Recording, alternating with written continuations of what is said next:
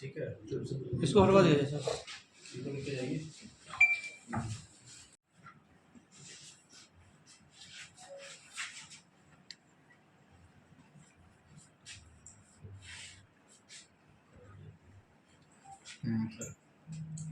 जो है पुलिस के द्वारा जो ड्रग पेडलर्स हैं उनके विरुद्ध कार्रवाई की गई है।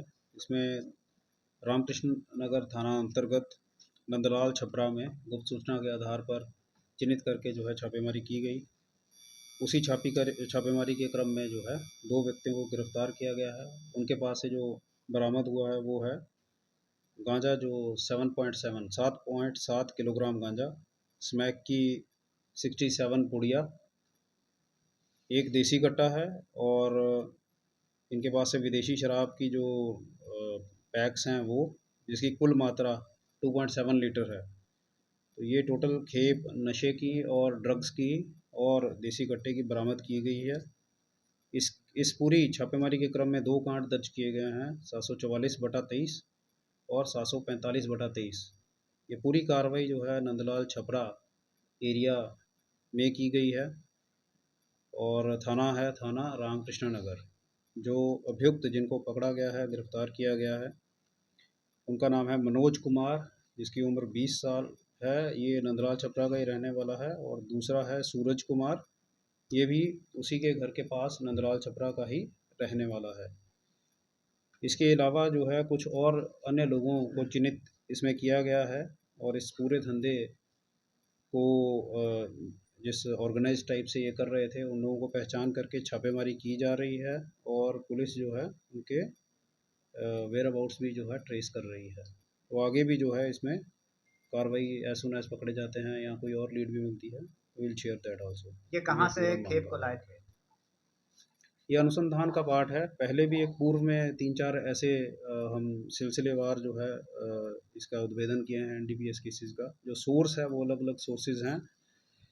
ये उसी की कड़ी में जो है ये उद्भेदन इसका और ये जब्ती हुई है। कट्टे का इस्तेमाल क्या करते हैं? ये जो अपराधी होते हैं इनका आपसी वर्चस्व की लड़ाई में इनका काफ़ी यूज़ रहता है। ये लोग अपने पास रखते हैं कई बार तो जो है डराने धमकाने का या अन्य जो है आपराधिक घटनाओं को ये लोग सम्मिलित मतलब कार्यरत करने के लिए ये लोग उसका इस्तेमाल करते हैं। ये कहाँ-कहाँ और किस पर्पज़ से यूज़ किया है या कहाँ से लिया है वो उस पे भी अनुसंधान हम लोग कर रहे हैं। इससे पहले भी परसा में रामकृष्णा नगर में गांजा की बरस का कुछ संबंध है? ये हम लोग ये लगातार 5th जो है हमारा ये इसमें बड़ी खेप पकड़ी गई है। इसमें हम लोग कंटिन्यूसली जो हमको लीड मिल रहा है या सूचना भी मिल रही है उसको डेवलप करके हम लोग अपना काम कर रहे हैं। आगे भी जो है इसी प्रकार का जहाँ भी होगा हम लोग ट्राई करेंगे कि इससे बढ़िया रिजल्ट दें। सर ये नशे के कारोबारी मैटर है इसी को, जैसे मैंने पहले कहा कि एक केस को लीड लेके आगे आगे अनुसंधान किया जाता है। उसी के क्रम में जो है सक्सेसफुल रिकवरीज हो रही हैं। अनुसंधान का मैटर है वो डिस्क्लोज मीडिया पे नहीं किया जा सकता। माल है ये गांजे की तस्करी जो गांजा है ये लगभग 8 केजी 7.7 किलोग्राम गांजा है। जो रेट्स हैं ये डिपेंड करता है इसकी डिमांड के ऊपर। जो करंट डिमांड है वो चूँकि जैसे जैसे इनकी डिमांड बढ़ती है, जैसे त्योहारों का सीज़न आ रहा है या इनका जो जुआ खेलते हैं लोग या अन्य, तो लगभग इसकी जो है 50,000 से लेके 80,000 तक जो है इसकी कीमत होगी। और स्मैक की कीमत जो है जो पुड़िया है वो अलग अलग रेट पे बिकती है। इसमें टारगेट्स जो हैं जैसे मैंने एक बार पहले भी बताया था कि लोकल जो स्कूल गोइंग चिल्ड्रन होते हैं उनको भी फंसाया जाता है और जो बड़े जो पैसे पे कर सकते हैं उनको भी जो है ये प्रलोभन देके या डिमांड पे डिपेंड करता है कि इसकी कितनी वैल्यू होगी। तो ये इस कड़ी में ये 5th जो है रिकवरी है जो बड़े लेवल पे है। कितने दिनों से ये कर रहे थे धंधा? देखिए ये अनुसंधान का पार्ट है। अच्छा, तो ये और इसके सोर्सेज या इसका जो भी है उसमें मैं पहले ही कह चुका हूँ कि हम लोग ऑलरेडी चिन्हित करके हम लोग छापेमारी कर रहे हैं। इसमें बहुत जल्द पकड़ा जाएगा। इन दोनों का आपराधिक इतिहास अभी हम खंगाल रहे हैं, अभी तक हमको नहीं मिला है। इनमें से एक अभियुक्त है मनोज के पिता निरंजन। ये इनके ऊपर कोई एनडीपीएस का ही केस का अभी पता लगा है कि ये लोग आरा में किसी केस में जेल जा चुके हैं। निरंजन जो हैं इसके पिता मनोज के। कितने में पुड़िया बेचा करते हैं? देखिए वही मैं आपको कह रहा हूँ कि डिमांड पे ऊपर डिपेंड करता है प्राइस, ठीक है, डिमांड के ऊपर और प्योरिटी के ऊपर। तो इट वेरीज बिटवीन 1000 टू 5000।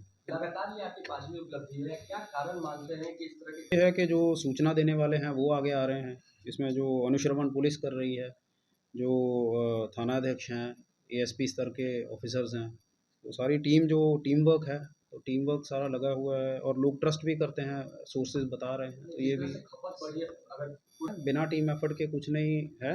इसमें पब्लिक की भी कोऑपरेशन है, जो अनुश्रवण पदाधिकारी सुपरवाइजरी ऑफिसर्स हैं उनका भी, फील्ड ऑफिसर्स हैं उनका भी, तो ये एक टोटल कोलैबोरेटिव एफर्ट है, टीम एफर्ट है। शराब कहाँ से ये क्या स्कूल कॉलेज को भी टारगेट करता है?